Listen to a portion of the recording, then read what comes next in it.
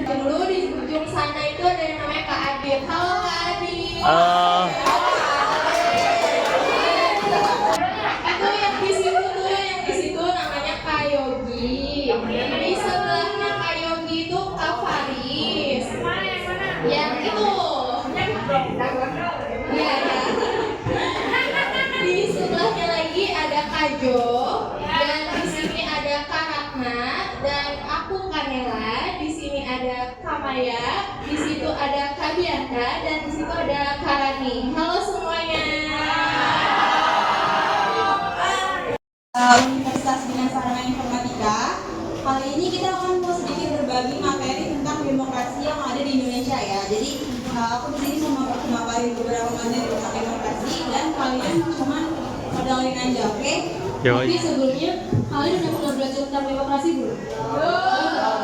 Jadi sekarang kita mau belajar tentang demokrasi yang ada di Indonesia. Nah, jadi pengertian dari demokrasi sendiri itu adalah sistem pemerintahan di mana seluruh rakyat terlibat dalam pengambilan keputusan melalui perwakilan mereka yang dikenal sebagai pemerintahan rakyat. Selain itu, demokrasi juga merupakan konsep yang menekankan kesetaraan hak dan kewajiban serta perlakuan yang adil bagi semua warga negara. Nah, demokrasi itu ada pengertiannya itu dari beberapa ahli itu beda-beda ya. Jadi menurut si Abraham Lincoln ini, salah satu definisi paling terkenal tentang demokrasi datang dari Abraham Lincoln, di mana dia mendeskripsikan sebagai pemerintahan rakyat oleh rakyat dan untuk rakyat. Dalam pandangan Lincoln, demokrasi melibatkan partisipasi aktif rakyat dalam pemerintahan dan mengutamakan kepentingan rakyat.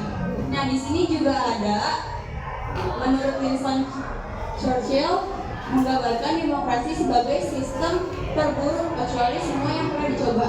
Jadi dalam konteks ini dia menyoroti bahwa meskipun demokrasi mungkin memiliki kelemahan, tidak ada sistem pemerintahan yang lebih baik yang telah ditentukan. Nah, di sini juga ada menurut Robert Dahl. Jadi Dahl ini seorang ilmuwan politik terkemuka yang mendefinisikan demokrasi sebagai pengambilan keputusan kolektif oleh warga negara yang memiliki hak suara yang sama, yang melibatkan sejumlah besar masalah politik dan dilakukan dengan cara yang mengizinkan warga negara untuk mempengaruhi keputusan-keputusan itu.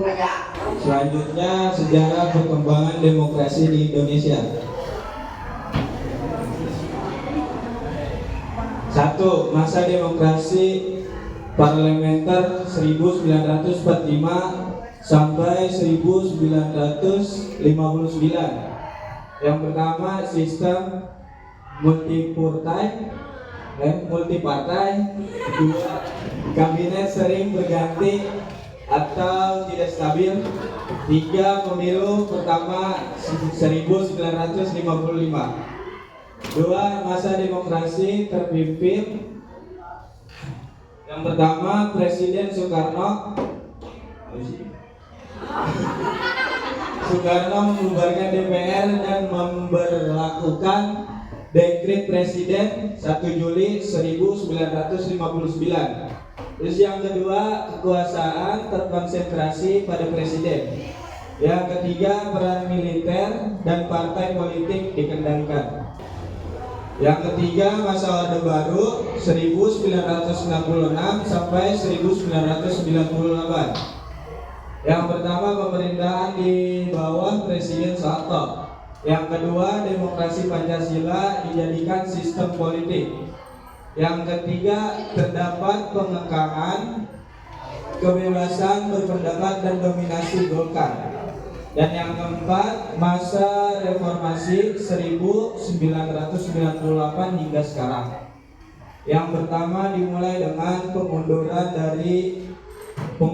diri Presiden Soeharto. Yang kedua, reformasi politik, pemilu langsung KPK, kebebasan pers, dan desentralisasi daerah. Di sini ada bentuk-bentuk demokrasi. Yang pertama ada demokrasi konstitusional. Itu adalah demokrasi yang pelaksanaannya berdasarkan pada Konstitusi Undang-Undang Dasar 1945 sebagai bentuk tertinggi negara. Contohnya, pemilu dilakukan sesuai ketentuan Undang-Undang Dasar 1945 dan Undang-Undang Pemilu. Yang kedua, di sini ada demokrasi Pancasila, yaitu bentuk demokrasi yang berdasarkan pada nilai-nilai Pancasila sebagai dasar negara Indonesia. Contohnya, menyelesaikan konflik melalui dialog, bukan kekerasan. Terus di sini yang ketiga ada demokrasi langsung, yaitu rakyat secara langsung ikut memilih wakil atau pemimpin melalui pemilihan umum. Contohnya pemilihan gubernur atau bupati atau wali kota secara langsung. Yang keempat, di sini ada demokrasi tidak langsung atau perwakilan. Di sini rakyat tidak secara langsung membuat kebijakan, tetapi melalui wakil-wakilnya di lembaga legislatif. Contohnya, sidang DPR untuk menyusun undang-undang atau mengesahkan anggaran negara atau yang kita singkat APBN.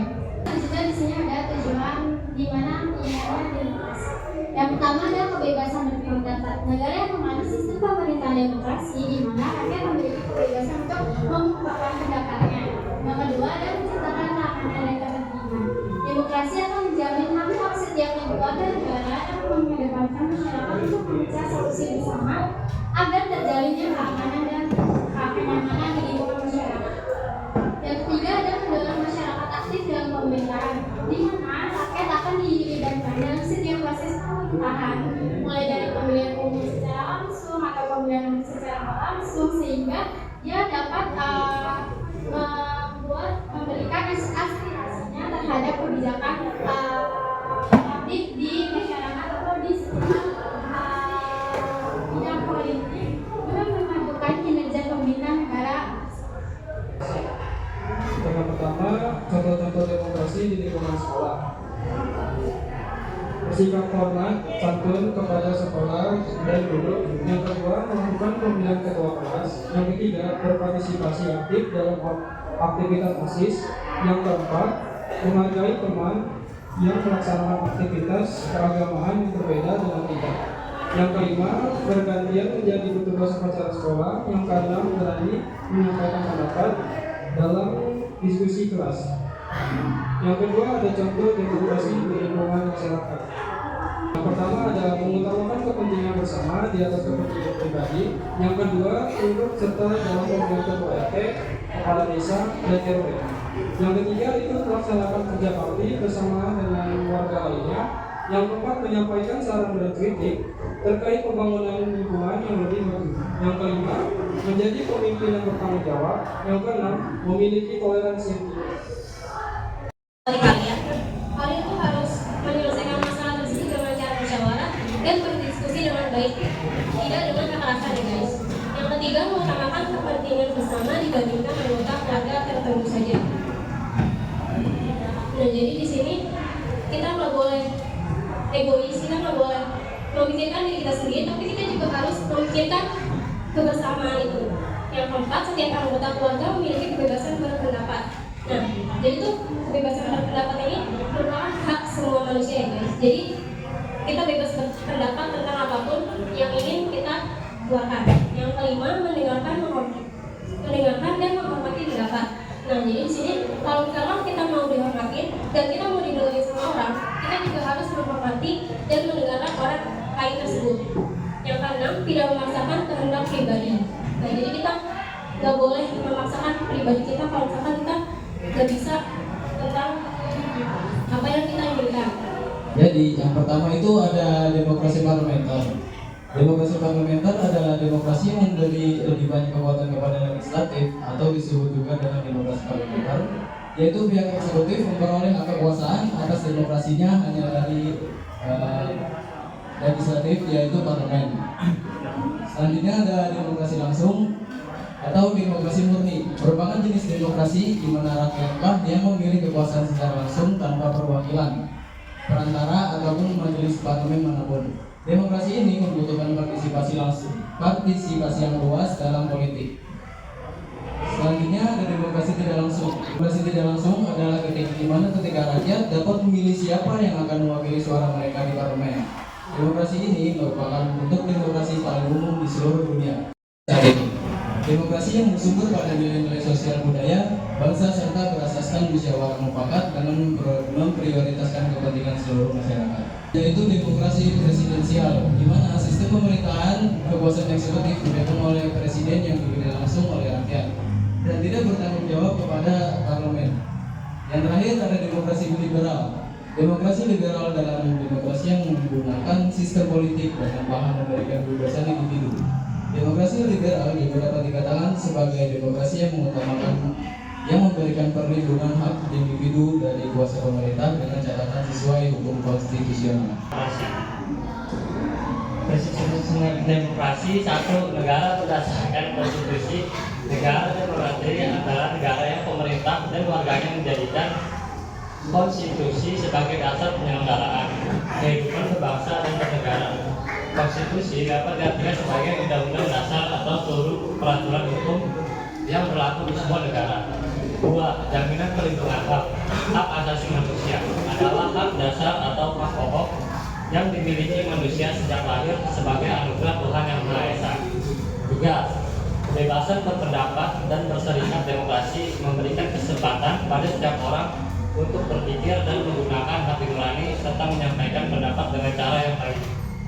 Salah satu contoh paling klasik dari demokrasi adalah pemilihan umum. Warga negara memiliki hak untuk memilih pemimpin politik seperti presiden, gubernur, wali kota, dan anggota parlemen berdasarkan pilihan mereka dalam pemilihan umum. Pemilihan ini memberikan rakyat kekuasaan untuk memilih para pemimpin mereka.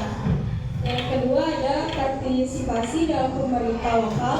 Di tingkat lokal, warga negara dapat berpartisipasi dalam pertemuan-pertemuan komunitas dalam kelompok. Ini termasuk demokrasi, diskusi terbuka, dan media independen yang memungkinkan berbagai pandangan yang berbeda.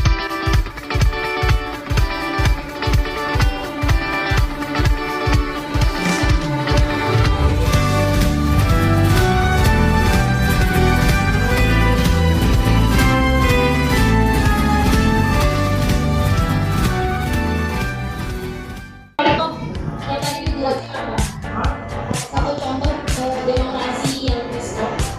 Ya, sudah. 1, 2, 3.